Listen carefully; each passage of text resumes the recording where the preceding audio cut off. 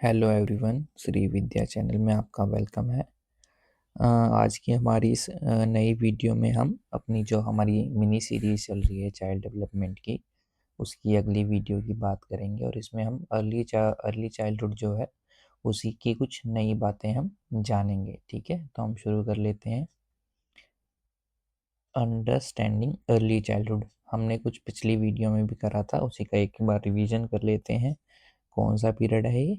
Birth से लेके 6 years या फिर 8 इयर्स तक का।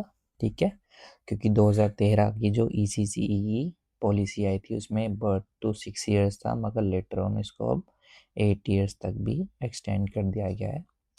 इसको ये क्या है? एक पीरियड ऑफ रैपिड ग्रोथ है, period of rapid growth and development. ये हमने देखा था। क्यों? क्योंकि इस पीरियड में बच्चा जन्म से लेके बोलने लग जाता है, चलने लग जाता है, स्कूल जाने लग जाता है, और ये सब लगभग 6 से 7 साल के अंदर अंदर हो जाता है पूरा। ठीक है, बच्चा प्रॉपर स्कूलिंग में चले जाता है। इन्फेंट वो पैदा होता है और उससे लेके स्कूलिंग तक का जो उसकी जर्नी है वो बहुत तेज़ रहती है। ठीक है, अगला क्या है? Need to be cared and protected with opportunities to realise their potential.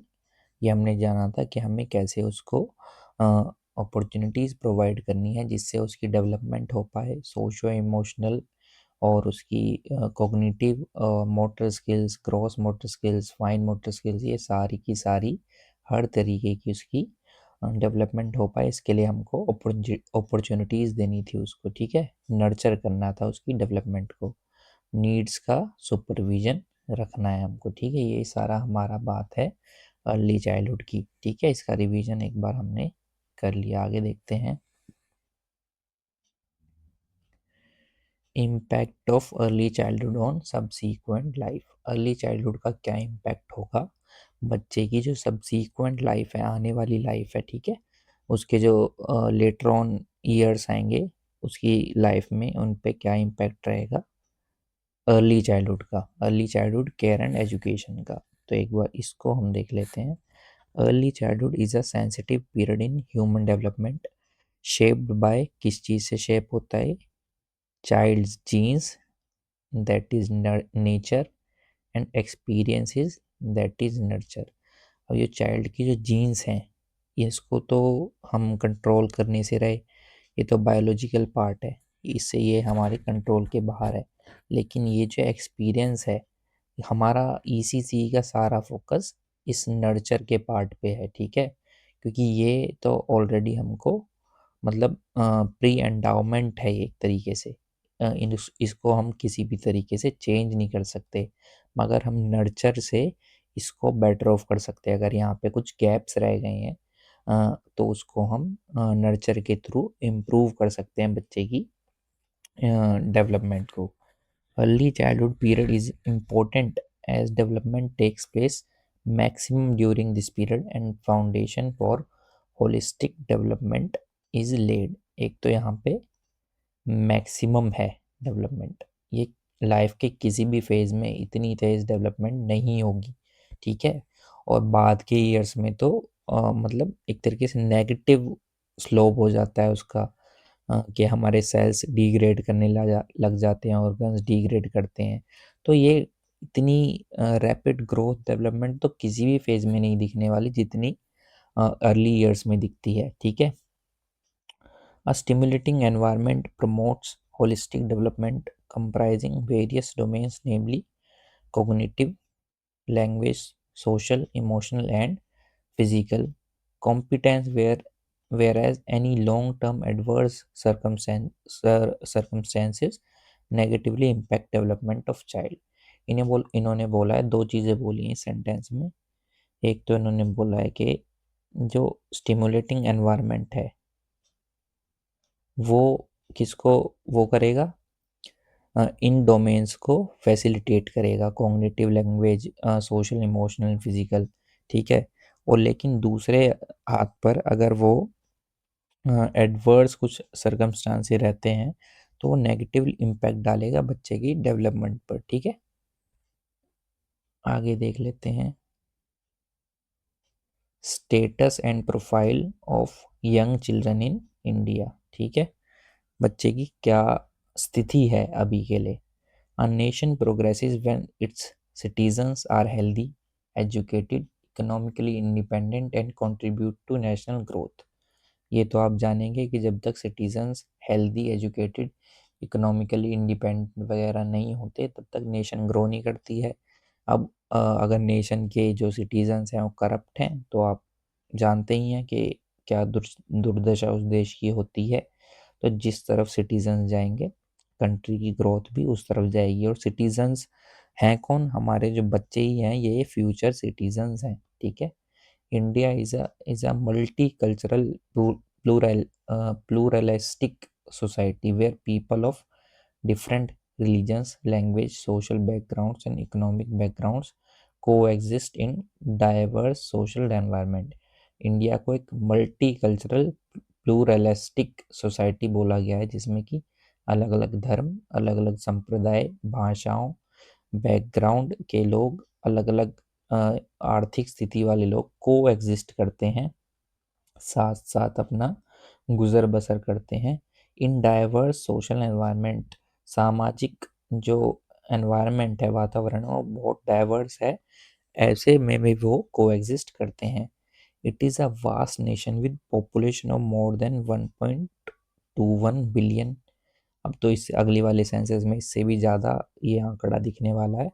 मतलब 125 करोड़ लोगों की जनसंख्या वाला देश है हमारा। Second most populous country in the world. अब तो फर्स्ट हो चुका है ना, चाइना को भी सरपास कर गया है। द चाइल्ड पॉपुलेशन डाटा, हमारा जो मेन फोकस है, ये कितने बच्चे हैं भाई? ये है हमारे 15 करोड़ 87 लाख। ये कितने हैं? 89,287। इतने बच्चे हमारे एज ग्रुप 0 to 6 में आते हैं।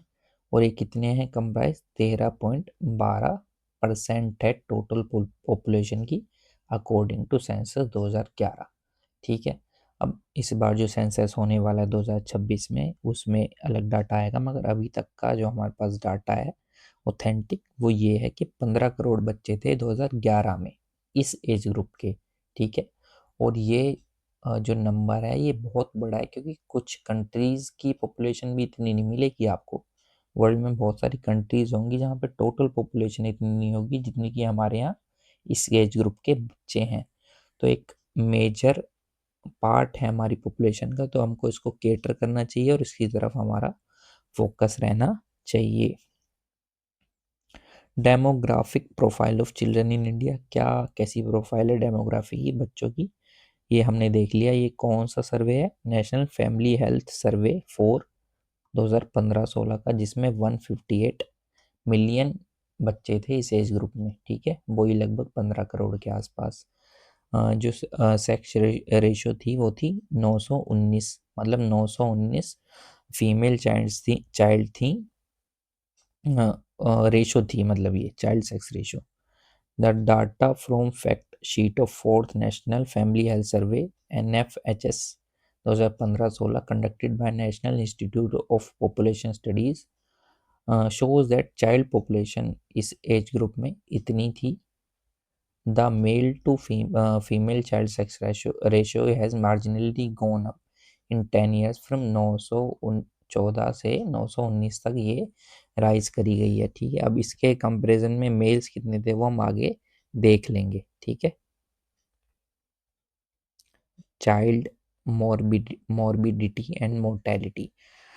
अब मॉर्बिडिटी एंड मोर्टेलिटी में एक बेसिक डिफरेंस है। मॉर्बिडिटी होती है इलनेस और मोर्टेलिटी होती है डेथ, ठीक है। ये मृत्यु है, ये बीमारी है। इनके बारे में हम देख लेते हैं। चाइल्ड मोर्टेलिटी यानी कि जो बच्चे की जो मृत्यु होती है refers to total number of child deaths under the age of 5 years पर 1000 लाइव बर्थ। अगर 1000 बच्चे पैदा हुए, उनमें से 5 साल के अंदर अंदर कितने बच्चों की डेथ हो गई, वो ही होती है हमारी चाइल्ड मोर्टेलिटी। समझिए उसमें से लगभग 100 बच्चे मरते हैं तो हम बोलेंगे कि हमारी चाइल्ड मोर्टेलिटी रेट इतना है, ठीक है, कि 100 बच्चे मर रहे हैं 1000 बच्चों में से। Infant mortality is the death of young children under the age of 1 year. ठीक है, इन्फेंट मोर्टेलिटी अलग है। इन्फेंट मोर्टेलिटी का टाइम पीरियड है कितना, ये है हमारा 1 ईयर से लेस, और ये है हमारा बर्थ से लेके 0 टू 5 ईयर्स। ठीक है, प्रोग्रेस क्या मेड करी हमने, infant mortality rate IMR has gone down from 57 to 41। 57 बच्चे मर जाते थे 1000 में, अब वो 41 पे आ गया है। ये 10 साल में हमारी प्रोग्रेस है। और in 2015-16 2.5% of newborn received medical attention within 24 hours as compare to 0.3% 10 years ago. इन्होंने बोला है कि 2015-16 में ये डाटा था कि 2.5% बच्चे जो न्यू बॉर्न है received medical attention within 24 hours. अब ये सोच के देखिए कितना छोटा डाटा है, मतलब सिर्फ 2.5% बच्चों को 24 घंटे के अंदर मेडिकल अटेंशन मिलती है एज पर 2015-16 का डाटा। उससे पहले और कम था 0.3%। खैर अब तो इम्प्रूवमेंट हो चुकी है, मगर ये फिर भी बहुत लो है डाटा। ठीक है, आप शहर में रहते हैं तो आपको लगता होगा सब बच्चों का जन्म हॉस्पिटल में होता है, मगर ऐसा नहीं होता। मैटरनल मोर्टेलिटी एंड हेल्थ, अब बच्चे की बात होगी, मदर की मोर्टेलिटी रेट और इस सब के बारे में हम देख लेते हैं एक बार। Maternal mortality refers to that death that occurs due to complications during pregnancy and child birth. अब चाइल्ड बर्थ के समय और प्रेगनेंसी के समय जो माता की मृत्यु हो जाती है उसको मोर्टेलिटी मैटरनल मोर्टेलिटी कहेंगे। If a woman is pregnant और dies within 42 days of termination of pregnancy, it is also referred as maternal mortality. If a woman is pregnant or dies within 40 days of termination of pregnancy, मतलब ये शायद pregnancy के ख़त्म होने के 42 दिन में अगर माता की मृत्यु होती है तो उसको भी मैटरनल मोर्टेलिटी बोला गया है। World health organisation commented India's progress, WHO ने इंडिया की प्रोग्रेस को अपलोड करा है, तारीफ करी है in reducing maternal mortality ratio by 77% from 556 per 1000 live birds in 1990 to 130 पर 1000 लाइव बर्ड्स इन 2016। मतलब 1990 में 556 महिलाओं की मृत्यु हो रही थी हर 1000 में बर्थ में, और ये 2016 में ये 130 पर आ गई। तो ये असली में ही एप्रिसिएशन की बात है कि पहले लगभग आधी महिलाएं मतलब डेथ हो जाती थी उनकी, या तो प्रेगनेंसी के टाइम कुछ कॉम्प्लिकेशंस होते थे उसकी वजह से, या फिर चाइल्ड बर्थ के टाइम। ठीक है, वो काफ़ी घट गया है डाटा। ये डाटा जो है आप सोच रहे होंगे हमारे किस काम का है, इसको आप कहीं पे नोट कर सकते हैं या फिर एक अपने दिमाग में एक तरीके से पिक्चर की तरह इसको स्टोर कर सकते हैं कि आपके एक बेसिक सेंस हो, ठीक है, इन चीज़ों की। अगर इस टाइप का क्वेश्चन कुछ आता है तो आपको बैकग्राउंड कुछ पता हो, डाटा ना भी पता हो मगर एक सेंस हो कि कौन सी चीज़, कौन सा डाटा कितना ज़्यादा है, कौन सा कितना कम है। The National Family Health Survey 2015-16 provides encouraging details about decrease in the number of women married under 18 years of age. ये भी एक कारण हो सकता है मैटरनल मोर्टेलिटी घटने का। अगर महिलाओं की जो शादी हो रही है पहले 18 से कम उम्र में हो रही थी तो काफ़ी चांसेस हैं कि उनको प्रेगनेंसी या चाइल्ड बर्थ के टाइम पे उनकी डेथ भी हो सकती थी, क्योंकि उनकी बॉडी इतनी रेडी नहीं होती होगी। ठीक है, क्योंकि अब ये एज मैरिज की, मतलब ये डाटा घटा है जो महिलाओं की 18 से कम में शादी हो रही थी वो डाटा, वो नंबर कम हुआ है, इसलिए ये नंबर भी कुछ हद तक कम हुआ है, कुछ हद तक नहीं काफ़ी हद तक कम हुआ है। It is 26.8 as compare to 47.4 in 2005-6 15-16 में ये भी लगभग आधा हो गया है। ठीक है, health and nutrition, there is a direct connection between good health and development, ये तो आप भली भांति जानते हैं। माल न्यूट्रिशन के आंकड़े देख लेते हैं। द मोस्ट रिसेंट एस्टिमेट इन 2015-16, ये सारा data data national family health survey 4 का है, ठीक है। क्या बताता है? 35.8% of children under 5 years are low in weight, while almost 38.4 do not gain height. ये क्या है, आप स्कूल में जाओगे ना, जब आप गवर्नमेंट स्कूल में, तो वहाँ पे रेगुलरली वेट और हाइट मॉनिटर होती है, और उनका फिर रेड जोन डाटा आता है, ठीक है। रेड जोन डाटा में क्या आता है कि ये बच्चा अपनी एज के अप्रोप्रिएट वेट पर नहीं है, वजन पर नहीं है, हाइट पर नहीं है, तो फिर उसमें क्या होता है, पेरेंट्स को बुलाया जाता है, उनको थोड़ी काउंसलिंग दी जाती है कि बच्चे का खाने पीने पर ध्यान रखें।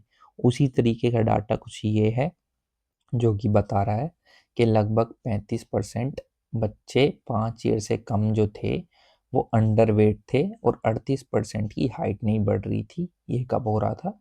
2015-16 में। ये डाटा हो सकता है अगली बार जब सर्वे हो तो एज इट इज़ मिले। क्यों? क्योंकि बच्चों का खाना पीना इतना इम्प्रूव नहीं हुआ है, मतलब जैसे जैसे हम मॉडर्न होते जा रहे हैं उतनी हेल्दी चीज़ें बच्चे नहीं खा रहे हैं पहले के मुकाबले भी। हो सकता है पहले कुछ मतलब फाइनेंशियल इश्यूज़ की वजह से वो माल न्यूट्रिशन हो, लेकिन अब लाइफस्टाइल चेंज की वजह से माल न्यूट्रिशन हो सकता है, ठीक है। Signs of concern, this wasting not enough weight and stunting not enough height, ठीक है।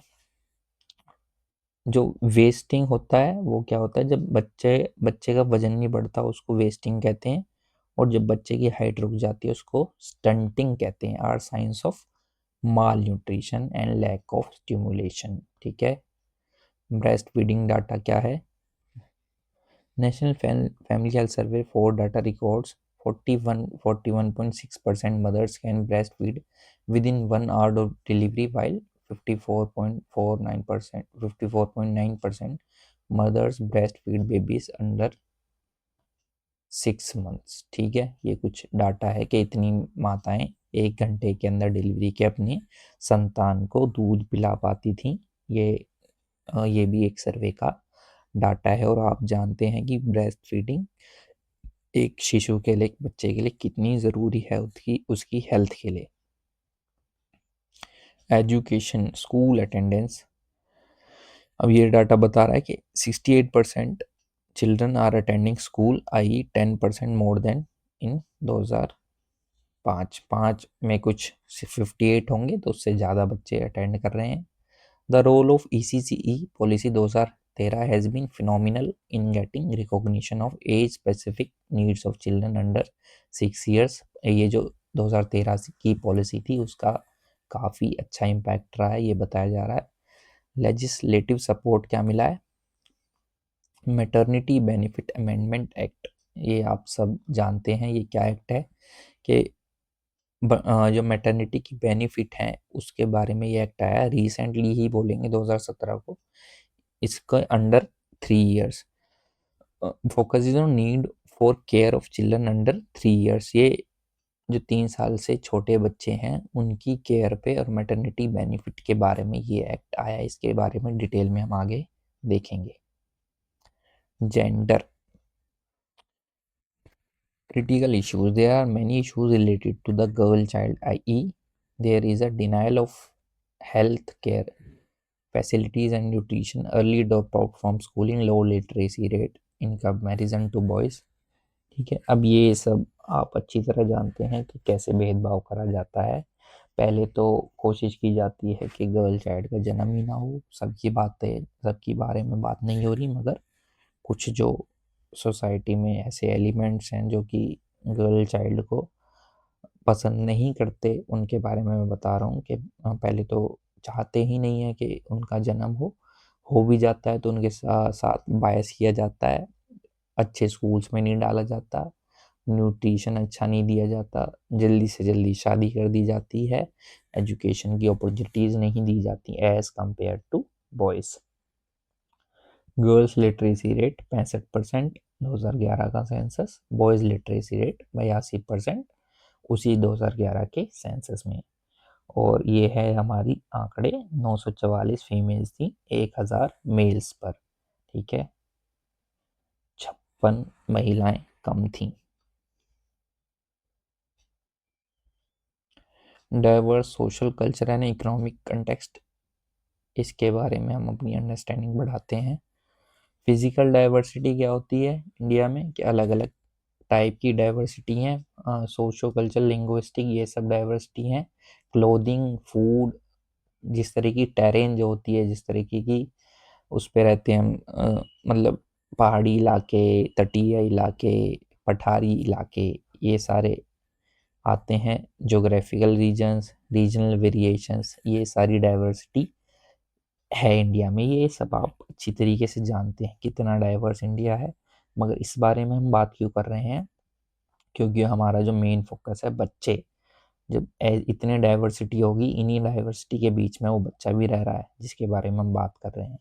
The status of children varies in terms of demography based on opportunity and social geography, ठीक है। अब जैसे जैसे इनमें वेरिएशन है, तो बच्चे की जो डेवलपमेंट है और उसको जो अपॉर्चुनिटीज़ मिलती हैं, उसमें भी वेरिएशन आ जाता है। The statistics and social attitudes reveal that the present state of affairs is not equal for all children। ये थे हमारी मेन बात, इतनी जो हम कथा पढ़ रहे थे, बात ये थी हमारी मेन, कि ये जो सोशल एटीट्यूड है रिवील करता है जो present state of affairs is not equal for all children. सब बच्चों के लिए बराबरी नहीं है कुछ कारणों की वजह से। Culture, caste and tribes, social structures, caste has been a major source of diversity in Indian society. Major भी है और काफ़ी भारी सोर्स भी है कास्ट, यानी कि जाति। जाति है कि जाति नहीं, वही वाला ये जाति है कि इससे काफ़ी भेदभाव बच्चों के ऊपर पड़ता है, काफ़ी नेगेटिव इम्पैक्ट इस चीज़ का पड़ता है। अगली चीज़ है इकोनॉमिक डेप्रिवेशन, एक कास्ट है इकोनॉमिक डेप्रिवेशन, ठीक है।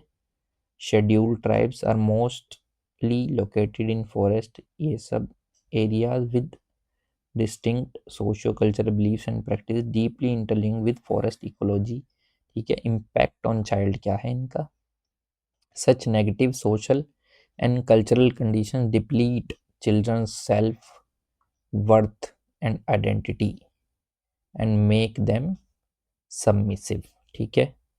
लो मोटिवेशन, अब होता क्या है, ये सब जो नेगेटिव इम्पैक्ट पड़ता है कास्ट का, इकोनॉमिक डेप्रिवेशन का, शेड्यूल ट्राइब होने का, इन सब का नेगेटिव इम्पैक्ट पड़ता है। बच्चे का कॉन्फिडेंस लूज हो जाता है, उसकी सेल्फ वर्थ लूज होती है, वो आइडेंटिटी से दूर हो जाता है अपनी, ठीक है। एक हीन भावना उसके अंदर आ जाती है और वो सबमिसिव हो जाता है, वो काफ़ी जल्दी सरेंडर करता है परेशानियों के सामने। उसके अंदर लो मोटिवेशन होती है, impacts the individuals growth and development negatively, ठीक है। लो मोटिवेशन हमेशा के लिए उसके अंदर घुस जाती है। It limits opportunities available to them and narrows their growth prospects. कितना अच्छा वो कर सकता था बच्चा अपने जीवन में, वो चीज़ें घट जाती हैं। रिलीजियस प्लूरैलिटी, अलग अलग धर्म के लोग भी हमारे भारत में रहते हैं, उसके बारे में क्या बात है। Diversity factor, religion is one of the key facets of diversity along with caste, gender, disability and age, ठीक है। रिलीजन भी एक मेजर डाइवर्सिटी का कारण है। और कॉन्स्टिट्यूशनल प्रोटेक्शन क्या है, तो constitution of India forbids any discrimination on grounds of religion, ठीक है। फॉरबिड करना मतलब मना करता है भारत का संविधान के धर्म के नाम पे कुछ भेदभाव नहीं होना चाहिए, लेकिन होता तो है, ठीक है। अनकॉन्स्टिट्यूशनल है वो। और उसका इम्पैक्ट क्या होता है, religious differences impact everyday life of children, ठीक है। बच्चे की रोज की जो जीवन होता है उस पर काफ़ी प्रभाव डालता है। धार्मिक बेस पर जो भेदभाव होता है वो। School authorities need to be aware of norms and practices of different religions. इसलिए स्कूल की अथॉरिटीज़ को अवेयर रहना चाहिए कि कितने तरीके के धर्म के बच्चे हमारे स्कूल में पढ़ रहे हैं, उनका क्या, उनका कल्चरल झुकाव है, किस तरीके से वो अपने रिलीजन को सेलिब्रेट करते हैं। तो हर बच्चे को बराबर थोड़ा रिस्पेक्ट मिले उसके रिलीजन को, और कुछ ऐसा नेगेटिव इम्पैक्ट ना हो रिलीजन का, खासकर स्कूल्स में। टाइप्स ऑफ फैमिली कॉन्फ़िगरेशंस क्या हैं ये? In India there are many kinds of households ranging from a small unit of parents and child to extended members such as family with grandparents living together. अब पहले क्या था, उसको joint family बोल दिया जाता था। अब क्या कह देते हैं, नया वर्ड आ गया है, एक्सटेंडेड फैमिली, एक्सटेंडेड मेंबर्स। ठीक है, अब कितना अजीब बात है ना कि अपने दादा दादी को ही एक्सटेंडेड मेंबर बोला जा रहा है, जैसे कि उससे कुछ खास मेल जोल है नहीं, एक्सटेंडेड है वो। इस तरीके का हमारा परिवेश बनता जा रहा है हमारे सोसाइटी में। न्यूक्लियर फैमिली से लेके जॉइंट फैमिली, जो कि जिसको एक्सटेंडेड फैमिली बोला जा रहा है, हर तरीके की फैमिलीज मौजूद हैं। Other family configuration include adopted children, ये एक तीसरा फैमिली कॉन्फ़िगरेशन है जिसमें कि बच्चों को गोद भी ले लिया जाता है। इम्पैक्ट ऑन चाइल्ड क्या रहता है, children living in different family setup will have a range of different experiences and different upbringing। ये तो आप जानते हैं कि अलग अलग इन तीनों ही परिवेशों में जब एक बच्चा रहेगा, तीनों तरीके के बच्चे अलग एक्सपीरियंस करेंगे और उनकी ओवरऑल डेवलपमेंट भी अलग तरीके की होगी। चिल्ड्रन विद डिसेबिलिटीज़ की बात कर रहे हैं। Children with disabilities are among the most marginalised and excluded group of society. जो बच्चे डिसेबिलिटी वाले हैं उनको खासकर हाशिए पे धकेल दिया जाता है और सबसे ज़्यादा वो अपने को तरीके से दूर मानते हैं इस समाज से। Children's who are not disabled often need counselling to understand the differences in ability and learn to reach out to all with empathy. अब जो बच्चे डिसेबल नहीं है, फोकस उनके ऊपर है कि उनको समझाया जाए कि भैया इनको इंक्लूड करो और इनको ऐसे मतलब मार्जिनलाइज ना करो, हाशिए पे मत छोड़ो, अपने अंदर एम्पैथी लाओ। ठीक है, इंक्लूजन करो। इम्पैक्ट ऑन चाइल्ड, इसका दो इम्पैक्ट आपको पता ही है, नेगेटिव भी पढ़ने वाला है। अगर किसी बच्चे को ऐसे साइड लाइन कर दिया जाएगा, ठीक है, तो ऐसा नहीं होना चाहिए। माइग्रेशन एक अलग मुद्दा है, प्रवास। ठीक है, जब कुछ फैमिलीज अपने रोजगार के लिए इधर से उधर भटकती हैं तो उनके साथ में उनका बच्चा भी जाता है। ठीक है, और जब बच्चा इधर से उधर जाता है तो उसकी स्कूलिंग छूट जाती है, दोस्त छूट जाते हैं। ठीक है, और उसका इम्पैक्ट आप समझ सकते हो क्या हो सकता है बच्चे पर। There are there are an estimated 4 to 6 million children who are victims of migration. 4 से 6 मिलियन, यानी कि करीब करीब 6 मिलियन का मतलब होता है 60 लाख। ठीक है, बच्चे हैं जो कि माइग्रेशन की वजह से पीड़ित हैं। वल्नरेबिलिटी, वल्नरेबिलिटी क्या होती है कि कितना आप एक तरीके से सेंसिटिव है, कितनी जल्दी आपका शोषण हो सकता है इस बेस पर। Employed in the unorganised sector, semi skilled and unskilled migrants are vulnerable. ठीक है, ये काफ़ी प्रभावित रहते हैं। सीजनल इम्पैक्ट, जैसे ही ऑफ सीजन होता है ये वापस अपने गांव की तरफ जाते हैं, क्योंकि शहर में बिना रोजगार के अपना जीवन व्यापन करना काफ़ी कठिन हो जाता है। कहाँ से रेंट देंगे, कहाँ से खाएंगे पिएंगे। ठीक है, इसलिए वो गांव भी लौट जाते हैं। और ये सब हम इसलिए पढ़ रहे हैं, हमको इनकी माइग्रेंट्स की वो नहीं है, हम इनके लिए नहीं पढ़ रहे, हम पढ़ रहे हैं इनके साथ जो बच्चे अटैच हैं। इनके साथ बच्चे भी तो जाएंगे, काम पर आएंगे, काम पर जाएंगे, बच्चे भी गांव लौटेंगे। और बच्चे गांव लौटेंगे तो स्कूल थोड़ी उनके साथ जाएगा। गांव में पढ़ रहे थे, शहर आ गए, शहर में काम नहीं मिला, वापस गांव चले गए। ठीक है, तो इससे काफ़ी नेगेटिव इम्पैक्ट पड़ता है। Migration raises exclusion from access to basic services and livelihood support, often leading to a denial of child's right to education. बच्चे को अब ऐसा होता है कई बार कि छोड़ ही देते हैं तंग आके, कि छोड़ो क्या पढ़ाई करनी, इधर एडमिशन कराओ उधर एडमिशन कराओ, परेशान हो गए पेरेंट्स, तो कई बार ड्रॉप आउट हो जाता है बच्चों का पढ़ाई से। फैक्टर्स अफेक्टिंग चाइल्डहुड हेरिडिटी, यानी कि उसकी जेनेटिक्स क्या है, एनवायरनमेंट उसका नर्चर वाला पार्ट, एक्सरसाइज यानी कि फिजिकल मूवमेंट, जेंडर, न्यूट्रिशन, और क्या है फैमिली इन्फ्लुएंस, पारिवारिक कैसे उसके वो हैं हालात, geographical influences, socio emotion, economic status, ये सारे इस प्यारे से बच्चे के ऊपर प्रभाव डालते हैं।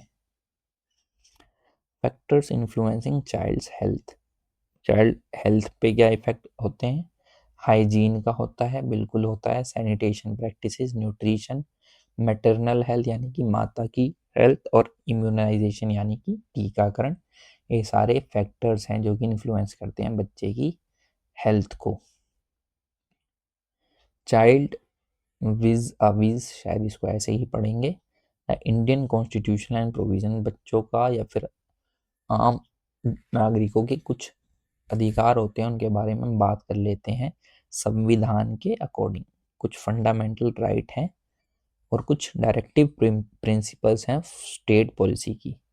आर्टिकल 14 क्या है, shall not deny to any person equality before law, equality का राइट है या राइट टू इक्वालिटी एक तरीके से। Article 15 no discrimination on grounds of religion, race, caste, sex, place of birth और एनी ऑफ देम, भेदभाव नहीं करना आर्टिकल 15 में। ये था आर्टिकल 14 इक्वालिटी बिफोर लॉ, मतलब कानून के न्याय, कानून के सामने सारे नागरिक बराबर हैं, ठीक है। आर्टिकल 17 अनटचेबिलिटी को अबॉलिश करता है, छुआछूत को एकदम सिरे से खारिज है, बिल्कुल भी अलाउड नहीं है। Article 19 all citizen shall have the right freedom of speech है सबके पास आर्टिकल 19 के अकॉर्डिंग, असेंबल पीसफुली, एक जगह इकट्ठा होने का अधिकार है, विदाउट आर्म्स, हथियारों के बिना, to form associations, unions, to move freely throughout the territory of India, to reside and settle in any part of territory of India, ठीक है। ये सारे अकॉर्डिंग टू आर्टिकल 19 हमें राइट्स हैं। Article 21 no person shall be deprived of his life और personal liberty, ठीक है, उसका जीवन का जीने का अधिकार है उसको। आर्टिकल 21A हमारे लिए काफ़ी जो हम पढ़ते रहते हैं, राइट टू एजुकेशन, इसी के अंदर दिया गया है। Article 24 prohibition of employment of children, मतलब चाइल्ड लेबर को एबोलिश करा गया है। आर्टिकल 24 और 21 काफ़ी इंपॉर्टेंट हो गए हैं आपके लिए। ये क्या है, directive principles of state policy. Article 39 childhood and youth are protected against exploitation and against moral and material abandonment, childhood और यूथ को प्रोटेक्ट करा गया against exploitation. Article 42 provision for securing just and humane conditions of work and maternity relief. Article 45 free and compulsory education to all children age of 6 to 14 years. Article 46 promote with special care and education and economic interest of the weaker sections of the people, ठीक है। Article 47 raising of the level of nutrition. Article 51A responsibility of parent, ये वाला article भी बहुत ज़रूरी है, responsibility of parent guardian to provide opportunities for education, ये परिवार वालों की जिम्मेदारी को तय करता है ये वाला आर्टिकल। ये सरकार की जिम्मेदारी है या पेरेंट्स की जिम्मेदारी है 51A, ठीक है। तो इसके साथ मेरे ख्याल हमारा हल्का सा ही रह गया बस। चाइल्ड रियरिंग प्रैक्टिसेस, बच्चों को पालन करने वाली क्या प्रैक्टिसेस हैं भारत में। Child rearing practices are those practices which are grounded in cultural patterns and beliefs and are adopted by parents and caregivers for care and upbringing of the child। वो प्रैक्टिसेस, वो सारे काम जो एक पेरेंट ने अडॉप्ट करे हैं अपने बच्चा पालने के लिए, उन सबको बोला गया है चाइल्ड रियरिंग प्रैक्टिसेस।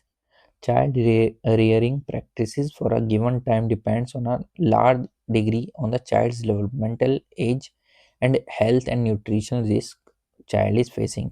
ये सारा किस पे डिपेंड करता है कि वो किस एज में है, किस डेवलपमेंटल स्टेज में है, और वो क्या रिस्क फेस कर रहा है उस टाइम पर।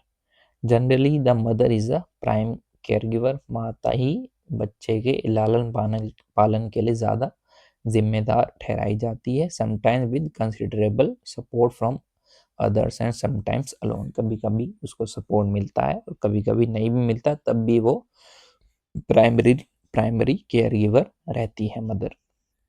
तो इसके साथ हमने एक छोटा सा टॉपिक पूरा कर लिया हमारे चाइल्ड डेवलपमेंट का। आने वाले लेसन्स में, आने वाली उसमें हम थोड़ा और इसको देखेंगे, ठीक है।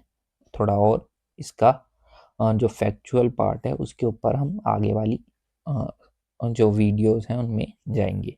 Thank you for watching. नमस्ते।